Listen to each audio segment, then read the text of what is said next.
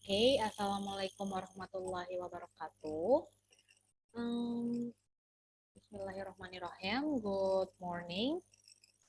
We are from Group 6 and we are going to explain about popular methodology by Jeremy Harmer's book, The Practice of Language Teaching Chapter 4 in pages 62 until 78.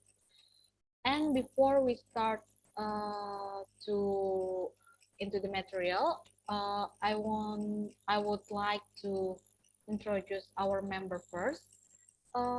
There is the first one is me, Amadia Balia Aziza, and there is my friend Ari Riyadi, Azmita Jmila, and Bunga Fairuz Fauzia. Okay, and in this presentation, there will about 4 sections. The first is yellow section will be presented by me, Amadea, and the second section, the green section will be presented by Ari Riyadin, and the third section will be presented by Azmita Jmila, and the fourth and the last section will be presented by Bunga Fairuz Fauzia. Okay, let's start to the first section. The first chapter is about approaches, methods, procedure, and techniques. Okay, we go to the approach first. Approach is how people acquire their knowledge of the language and make statements about the condition which will promote the successful language learning. Nah, jadi apa sih yang dimaksud dari approach ini? Approach ini kalau diartiin itu artinya kan pendekatan ya. Kalau diartiin gitu ya, artinya pendekatan. Jadi intinya ini approach itu gimana caranya kita itu untuk ke arah pembelajaran yang successful atau sukses gitu. Jadi approach ini isinya masih teori-teori, asumsi gitu ya, nanti akan dipraktekkan melalui method. Nah, dalam method ini nanti ada prosedur sama teknik. Jadi mereka semua tuh nyambung dan berurutan. Jadi approach ini di mana cara lah, kayak dibilangnya cara atau a way, di mana yang untuk mengarahkan kita ke tujuan yang successful gitu, tujuan yang efektif gitu lah ya. Jadi gimana a way gitu. Jadi approach ini tuh bener-bener banyak banget. Dan pendekatan ini tuh banyak ya, jadi nggak cuma 1-2 biji, jadi banyak, namanya way kan ya, jalan gitu, itu banyak dong, nggak cuma satu, jadi banyak cara, banyak jalan gitu. Nah, tadi udah approach yang artinya itu jalan atau arah, atau bisa dikatakan pendekatan. Nah, dari arah atau jalan ini bisa masuk ke method. Nah, dari approach ini masuk ke method. Nah, method ini itu dia itu practical realization of an approach. Jadi realisasi dari pendekatan yang udah kita pelajari tadi kan. Sebelum kita masuk ke method, kita belajar teori dulu dong, gimananya itu. Dan setelah kita belajar teori, pastinya kita bakal dipraktekkan secara langsung. Nah, method ini artinya dipraktekkan dari pendekatan-pendekatan itu. Ya, jadi practical realization of an approach dari method itu. The originators of a method have arrived at decision about type of activities, role of teachers and learner, the kind of material which will be helpful, and some model of syllabus organization. Jadi kalau lebih gampangnya gini deh, approach itu ibaratnya gini. Jadi ada murid dan guru ya, murid dan guru. Murid ini diibaratkan sebagai kira-kiranya itu supir lah ya. Dan murid ini diibaratkan sebagai penumpang. Supir ini kan kayak udah tahu arah, udah tahu jalan gitu. Dan sedangkan kalau penumpang kan tinggal duduk aja ya, yang penting taunya saya sampai di tujuan gitu. Nah, jadi agar tak terarah, jadi banyak pendekatan nih. Jadi banyak cara, banyak pendekatannya.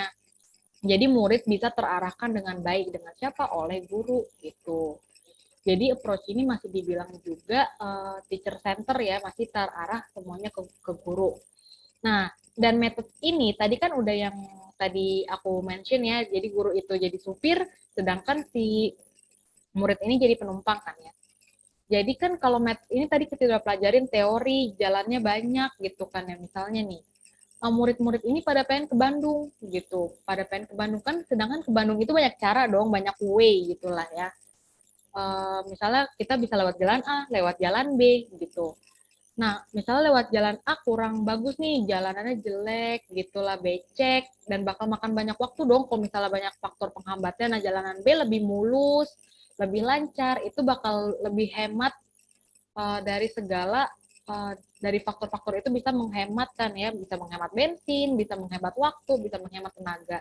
Dan dari metode ini kan namanya metode ini kan practical realization ya, di mana dipraktekkan dari way tadi tuh, mana teori-teori tadi yang udah dipelajarin, kira-kira mana sih yang efektif gitu. Kita dia dicontohin, ada misalnya murid-murid ini mau ke Bandung, ada jalan A, jalan B. Jalan A tuh udah dinilai kurang efektif kan, masa mau di jalan A juga, berarti mereka masuk ke jalan B dong yang kira-kiranya lebih efektif. Gitu kira-kira tuh approach sama method. Nah, kita masuk ke prosedur. Prosedur ini is an ordered sequence of technique. Prosedur ini bisa dibilang smaller than a method, but bigger than technique. Jadi prosedur tadi, prosedur ini tuh kayak rangkaian urutan gitulah ya. Jadi kan kalau mau melaksanakan suatu pembelajaran itu harus dilakukan secara berurutan dong, nggak mungkin kayak ngasal gitu. Misal kayak berurutan ini, pagi kita dalam pas lagi mau KBM itu baca doa dulu, kita belajar materi dulu, latihan, baru homework. Kan nggak mungkin ya kita ngasih homework dulu, kasih kuis dulu, baru kita ngejelasin materi gitu kan ya.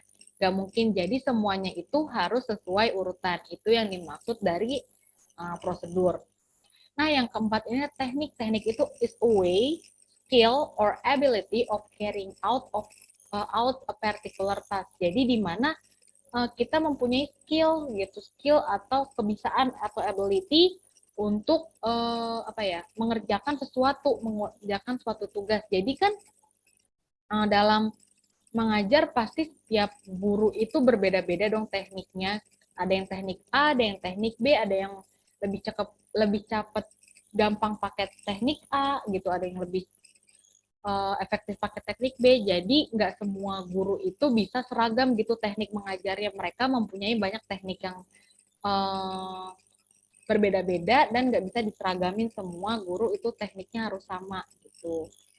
Jadi jadi menurut si guru itu tuh kira-kira teknik yang lebih efektif yang mana sih buat ngajar siswa itu, jadi dibalikin ke gurunya lagi sendiri gitu. Kira-kira teknik apa yang efektif untuk dia mengajar dan lebih mudah gitu.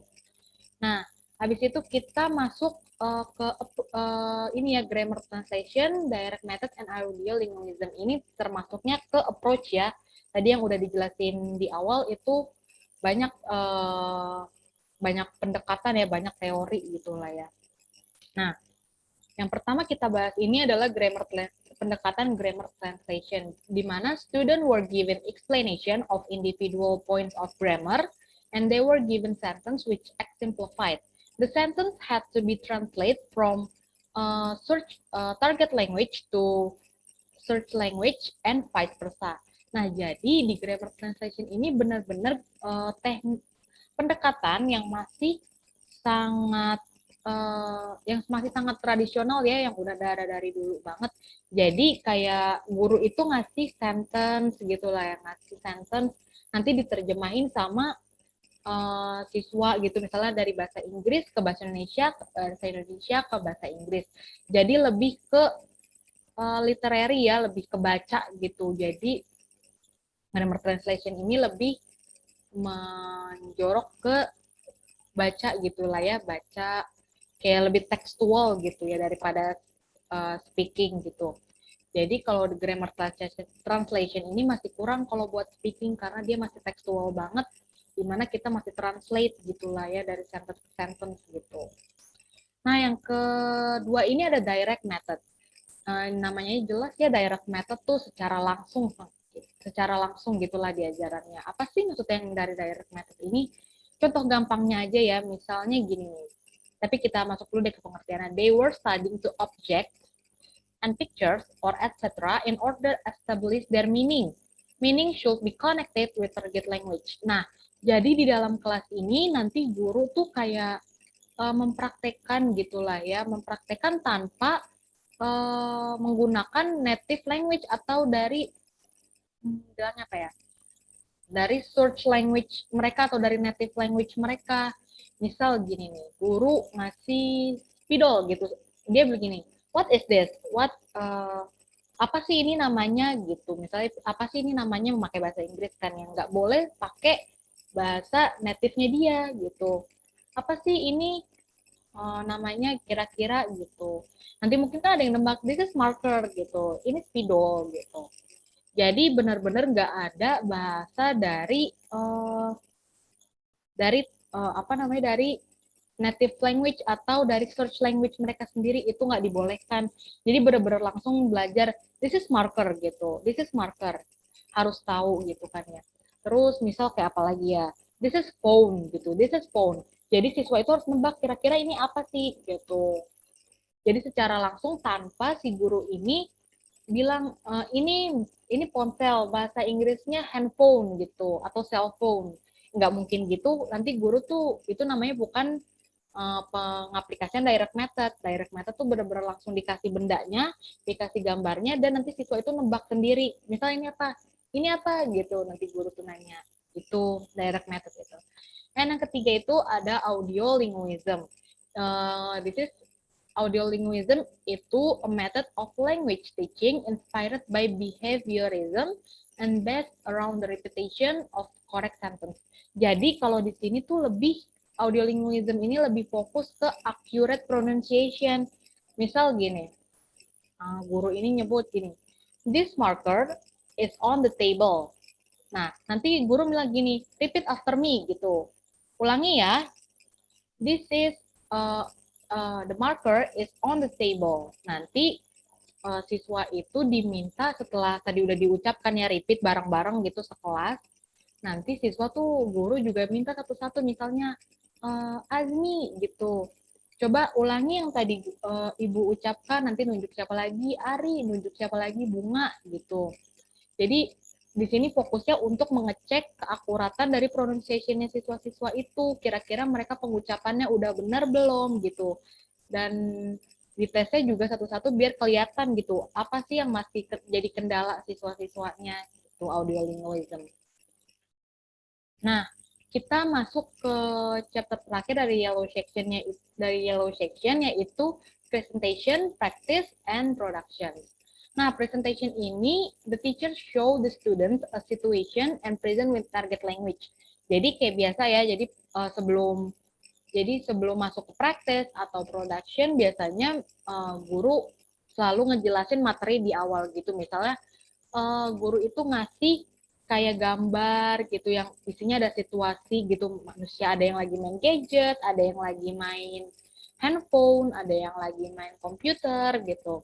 Nanti guru tuh ngejelasin, this man is playing a computer, this woman is reading a book gitu. Nanti dari presentation itu biasanya kayak tadi lagi tuh audio dari bisa dimasukin audio linguism juga, nanti minta diulang. Ayo coba ucap lagi yang ibu udah sebutin tadi presentation. Jadi di sini guru masih di awal-awal ngejelasin gimana sih cara yang benar untuk mengucapkan gitu. Jadi benar-benar dijelasin materinya dulu gitu. Nanti siswa ada yang di tes satu-satu gitu. Di tesnya cuma untuk kayak sekedar kira-kira nih anak masih nyambung atau enggak gitu. Itu sih tujuannya presentation. Jadi benar-benar guru di presentasi dulu, presentasi materi dia dulu. Nah, yang kedua ini ada practice. Student practice the target language. Jadi setelah tadi yang aku udah bilang ya masuk audiolinguism itu, jadi setelah guru udah ngasih sentence-nya, udah ngucapin sentence-nya, nanti dia minta tuh buat siswa buat praktis gitu, buat latihan. Tadi kan udah dikasih tahu ada situasi gitu lah ya, misalnya kayak ada gambar, ada orang yang ngapain, ada orang lain ngapain, ada orang lain ngapain. Nanti di sini biasanya guru tuh minta bareng-bareng dulu nih. Kira-kira si Al yang ada di gambar ini lagi ngapain nih gitu. nanti setelah di repeat bareng-bareng, ngucap bareng-bareng, nanti biasanya guru itu langsung nunjuk satu persatu siswa untuk nebak yang tadi udah dipelajarin gitu ya, yang udah tadi dibahas kan ya. Nah misalnya gini contohnya, yang tadi kan guru udah ngasih kayak situasi gitulah ya, situasi, ada gambaran situasi, ada beberapa orang di sana yang melakukan aktivitas sendiri-sendiri. Misalnya tunjuk gini, Bunga, kira-kira si wanita ini lagi ngapain ya gitu. Nah nanti si Bunga ini ngejawab dengan harus pakai target language, nggak boleh pakai search language-nya dia. Nanti Bunga mungkin jawabnya begini, oke Bu, misalnya orang yang ada di situasi itu namanya Jane gitu. Jane is play computer gitu. Jane sedang bermain komputer gitu. Nah itu baru masuk ke practice. Nah yang ketiga itu ada production. Jadi setelah presentation, pembahasan materi, practice yang udah latihan bareng-bareng juga, bahkan dites satu-satu juga gitu ya, praktisnya juga sendiri-sendiri, biar bisa mengukur kemampuannya siswa di kelas itu, ada production. Nah, jadi di sini student use the target language and make sentence of their own. Jadi production ini lebih masuk bisa ke PR lah ya gitu. Bisa ke PR juga masuknya. Jadi mungkin siswa di sini dikasih homework dan nggak jauh beda materinya sama yang tadi udah di presented ya by the teacher. Misal gini, kayak guru minta murid-muridnya untuk deskripsiin family mereka gitu. Misalnya my mother gimana, my father gimana gitu.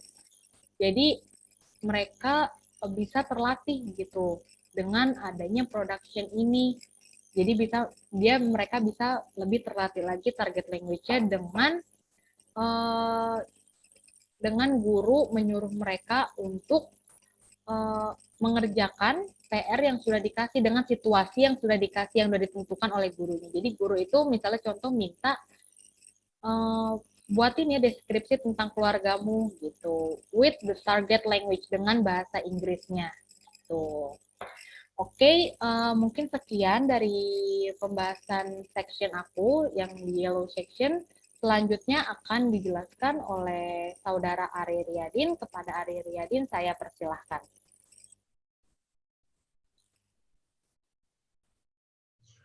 So, next is about PPP and alternatives to PPP. The PPP procedure, which has offered to teacher trainees as a significant teaching procedure from the middle of the 1960s onwards, though not then referred to as PPP, came under a sustained attack in the 1990s. It was critics argued clearly teacher-centered, at least in the kind of procedure which we have demonstrated above, and therefore sits uneasily in a more humanistic and learner-centered framework. Nah, prosedur PPP ini yang ditawarkan kepada peserta pelatihan guru sebagai prosedur pengajaran yang signifikan sejak pertengahan 1960-an dan seterusnya. Ini mengalami atau mendapat serangan terus-menerus pada tahun 1990. Nah, kritikus berpendapat bahwa sistem PPP ini jelas berpusat pada guru. Nah, in response to this criticism, many people have offered variations on PPP and alternatives to it.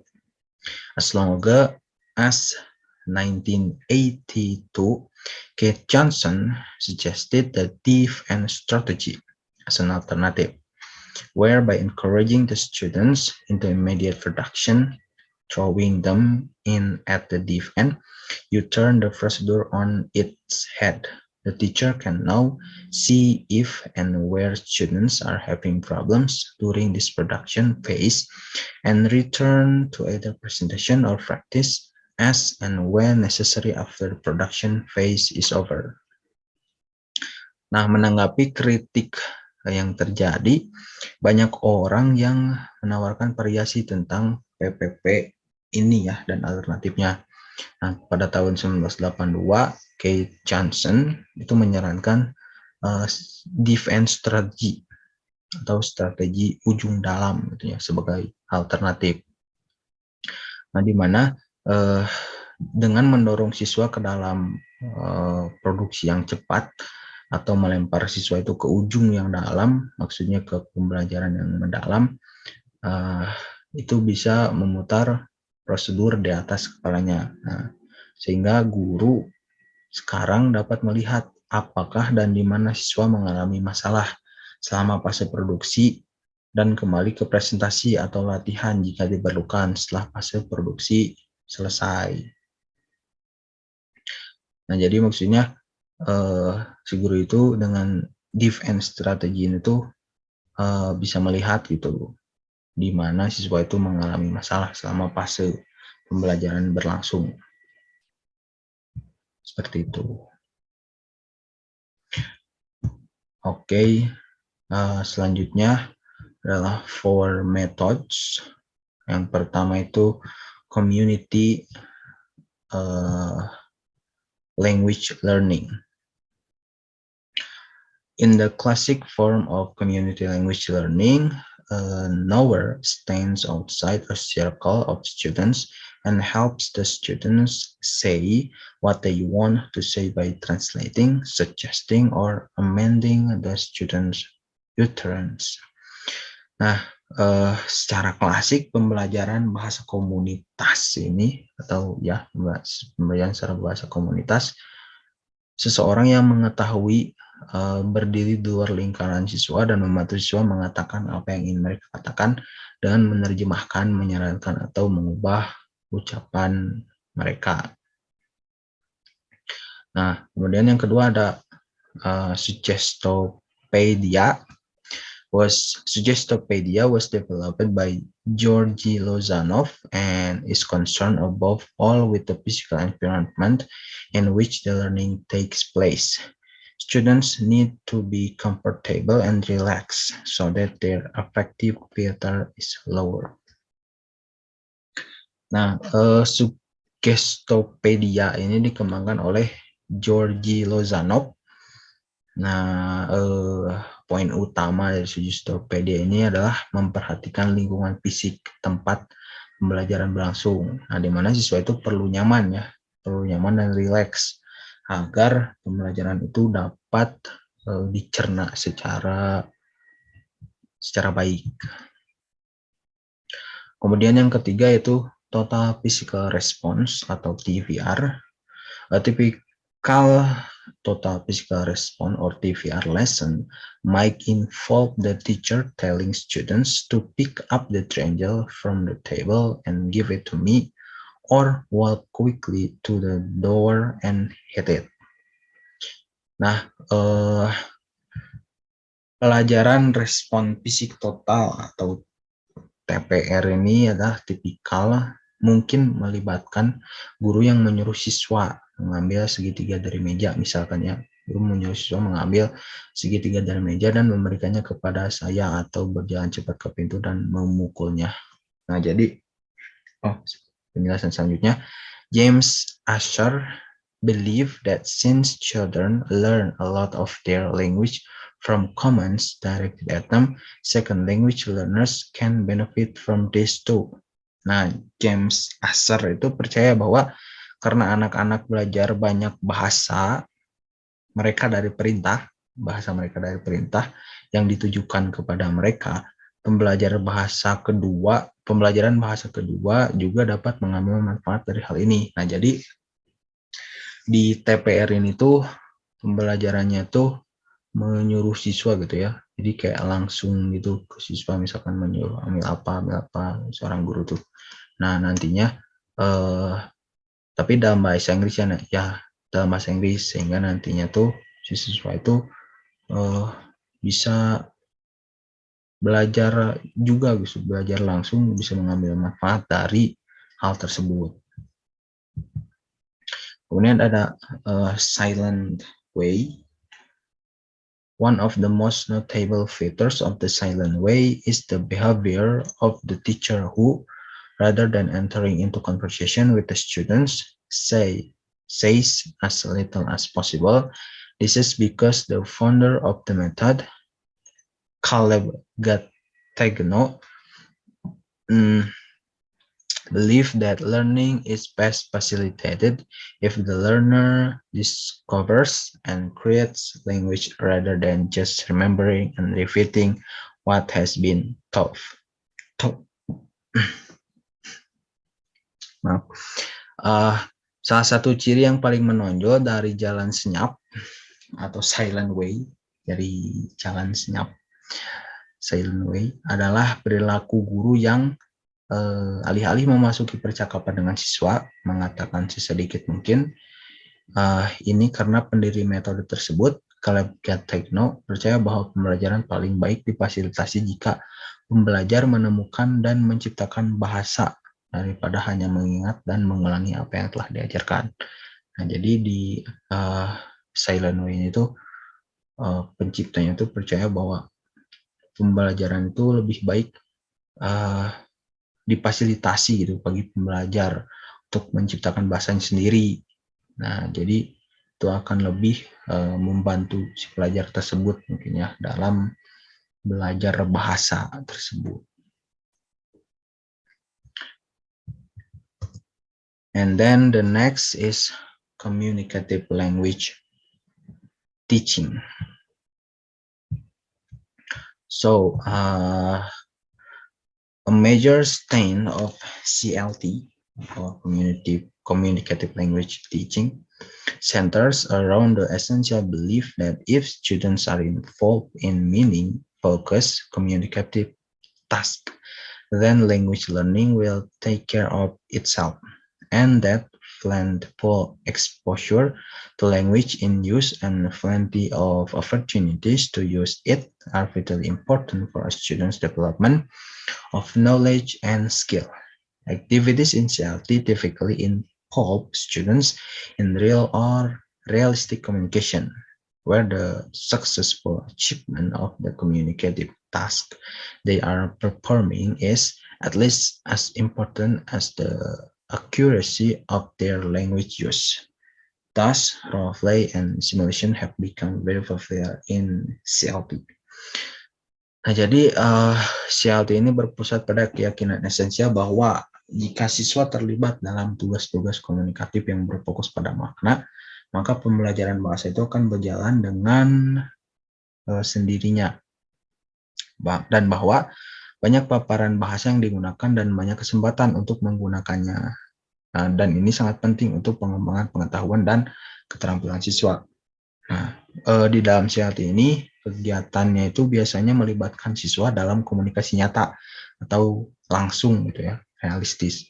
Di mana keberhasilan pencapaian tugas komunikatif yang mereka lakukan setidaknya sama pentingnya dengan keakuratan penggunaan bahasa mereka. Nah, di CLT ini role play atau simulasi berbicara atau berbahasa secara langsung itu menjadi salah satu metode pembelajaran yang populer gitu.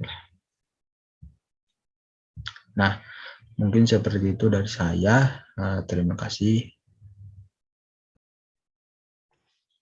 And then the next material will explain by Azmi.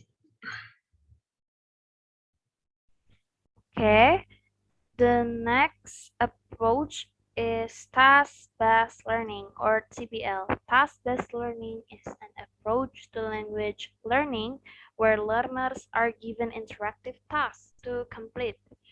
So instead of a language structure or function to be learned, this approach focuses on a task that students have to perform or solve a problem. And some experts say that this approach is like PPP upside down because students are given a task to perform, and then the teacher would give a feedback or discuss the language that was used, and making correction and adjustment. And then there are three basic stages from this approach.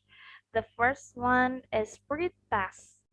Pre-task is introduction to topic and task.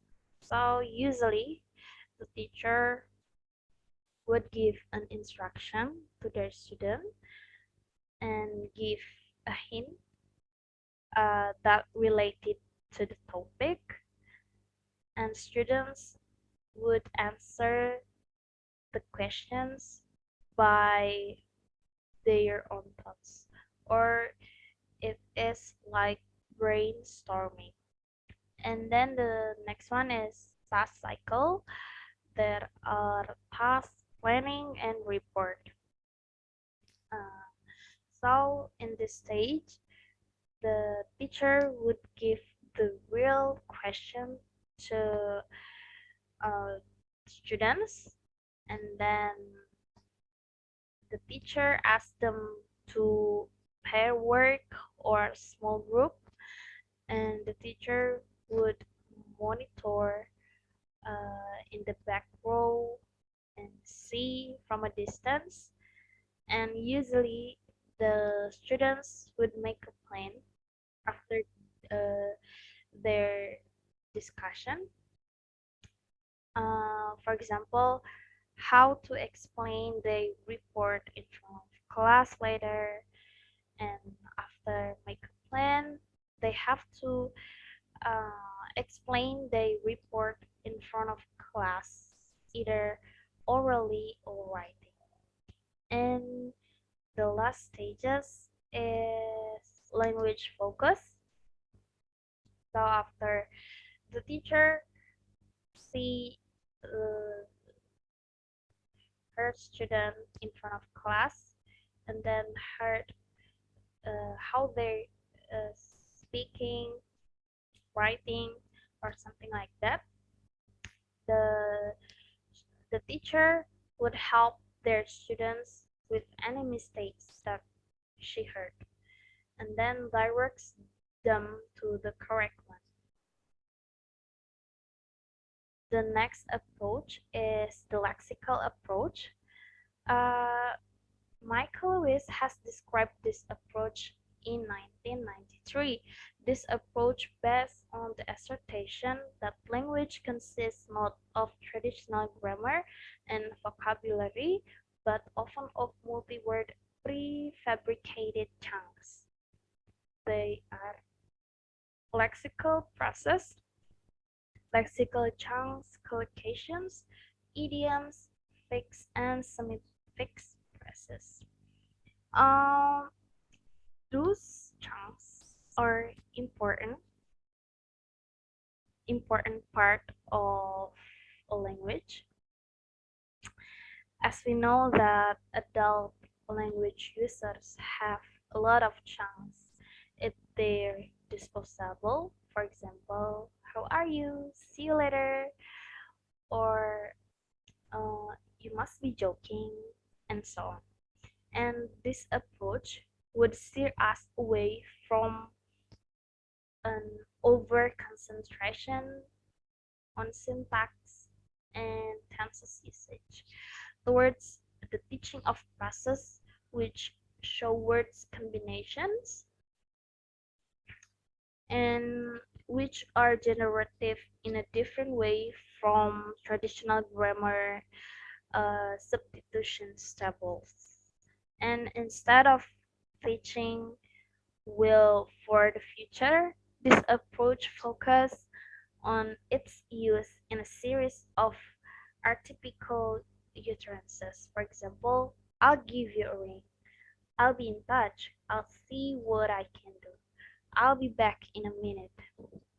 And the lexical approach is fairly straightforward in the area of methodology, because there are some activities that students can do.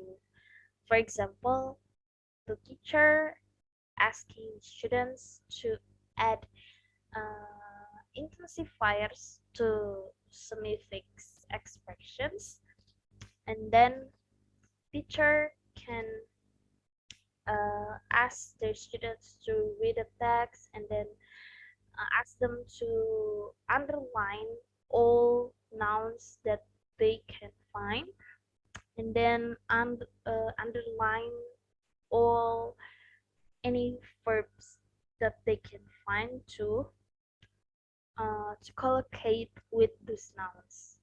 And word order exercise can do in this approach. And Michael Lewis suggests that exposure to enough suitable input, not formal teaching, is the key to increasing the learner's lexicon, and most vocabulary is acquired, not taught. And next, teachers and students dialogue in together. This approach focuses on dialogic relationship between teachers and students.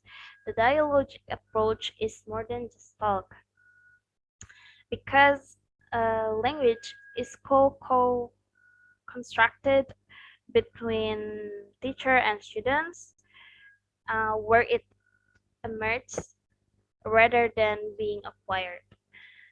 And this approach returns to materials and technology free. So this is a pedagogy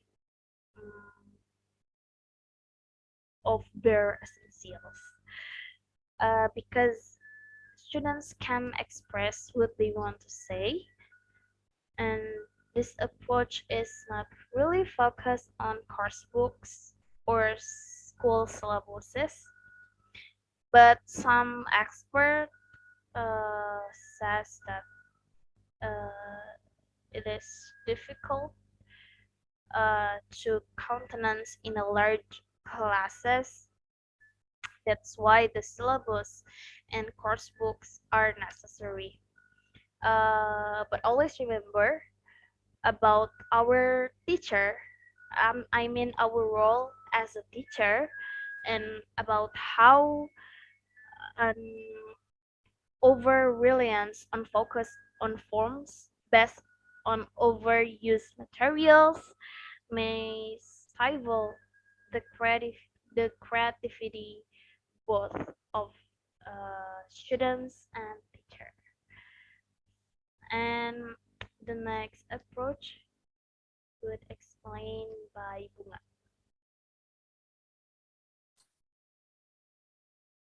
Okay, thank you for giving me the opportunity to explain the last part. My name is Bunga Fauzia. I will explain point B with the title, What Methodology, which contains 3 points. 1. Method and culture. 2. Bargains, post-method and context sensitivity. And last, making choices. I know that all of you have read it yourself and made a summary or mind map about this, but allow me to explain what I know and understand about this. I will explain it using bahasa. Here we go.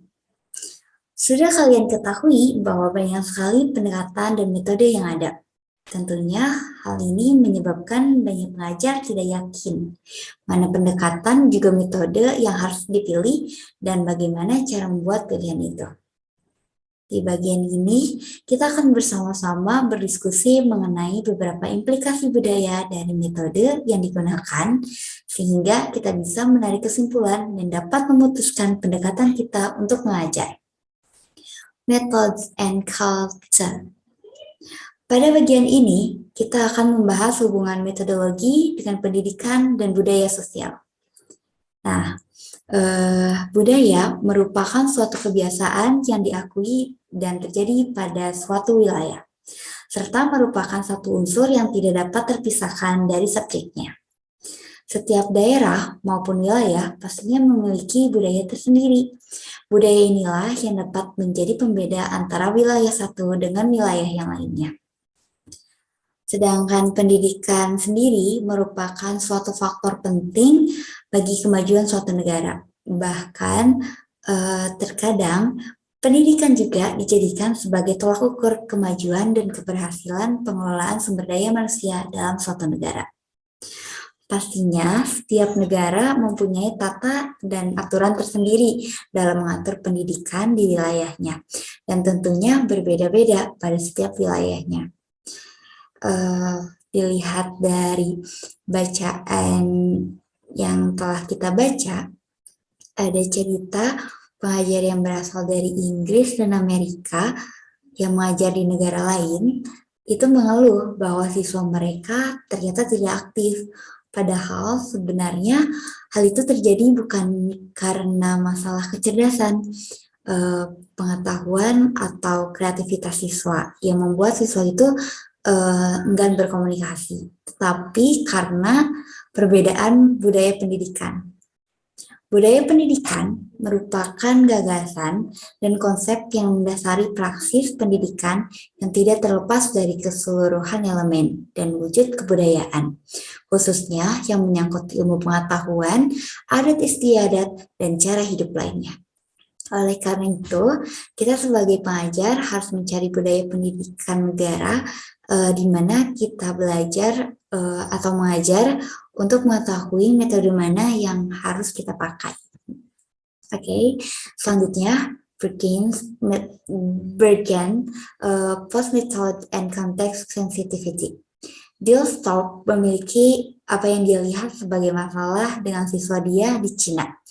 Ketika mereka dihadapkan dengan tugas listening atau mendengarkan, itu pada umumnya keterampilan siswa itu mendengarkan poin pentingnya saja atau intisarinya saja atau pemahaman umumnya tanpa terpaku pada arti setiap kata.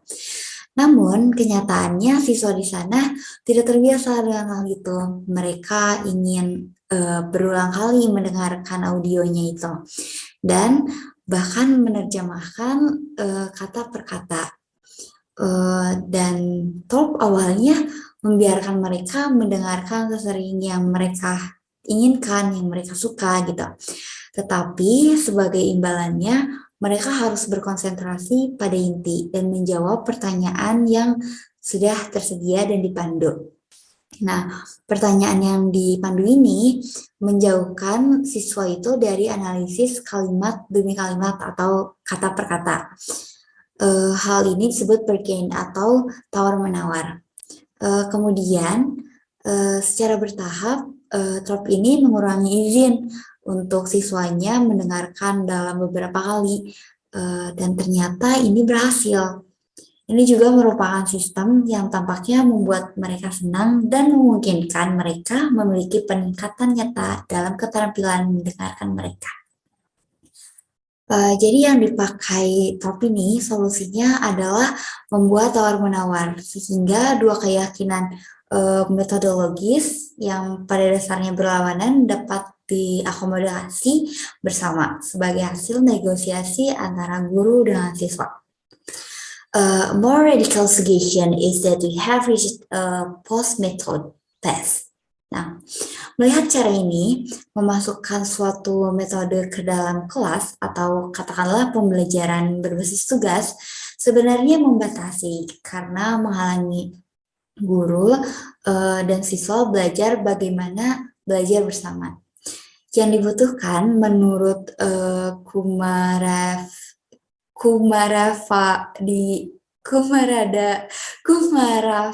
Kumarafadi-Velu itu bukanlah metode alternatif, tetapi alternatif dari metode. Nah, alih-alih satu metode, ia menyarankan 10 strategi makro seperti memaksimalkan kesempatan belajar, memfasilitasi negosiasi, menumbuhkan kesadaran bahasa, mempromosikan otonomi pelajar, dan lain sebagainya. Dick Allwright itu prihatin jika suatu metode menjadi fokus utama keputusan tentang mengajar. Baginya, kualitas hidup di kelas manapun jauh lebih penting daripada efisiensi pembelajaran. Dalam apa yang dia sebut praktik eksplorasi, guru harus menentukan dan memahami kualitas kehidupan kelas. Kemudian, mereka harus mengidentifikasi teka-teki pembelajaran atau menemukan sesuatu yang membingungkan di kelas. Misalnya, mengapa hal-hal tertentu terjadi atau tidak terjadi ketika mengajar siswa. Selanjutnya itu merenungkannya dan mengumpulkan data, juga mencoba berbagai cara memecahkan teka-teki tersebut. Merenungkan setiap tahap tentang apa yang terjadi untuk memutuskan apa yang harus dilakukan selanjutnya. Selanjutnya menurut Stephen Becks, nah itu dia tuh memiliki keprihatinan yang sama tentang penerapan suatu metode tanpa memperhitungkan konteks di mana pembelajaran itu terjadi. Dia menunjukkan bahwa metodologi hanyalah salah satu faktor dalam pembelajaran bahasa. Faktor-faktor lainnya itu mungkin penting, bahkan penting, dan metode serta pendekatan lain mungkin sama-sama valid. Solusinya adalah guru melakukan semacam analisis konteks sebelum mereka memulai mengajar, sehingga guru dapat mengembangkan prosedur mereka sendiri dari berbagai pengetahuan metodologis dan teknik yang mereka miliki. Kemudian pengajar, guru merenungkan dan mengevaluasi apa yang telah terjadi untuk memutuskan bagaimana melanjutkannya. Last point about making choices. Nah, kita harus dapat mengatakan seperti yang Kumara Vadivelu coba, apa yang penting dalam istilah metodologis, terutama jika kita mengakui bahwa pilihan satu metode saja mungkin tidak tepat dalam banyak situasi. Kita harus mampu mengekstrak komponen kunci dari berbagai metode yang telah kita gambarkan. Apa yang dibutuhkan siswa dan apa yang harus kita tawarkan kepada mereka. Mungkin cukup sekian dari Bunga. Mohon maaf jika banyak kesalahan kata, pronunciation, dan juga hal yang lainnya. Thank you.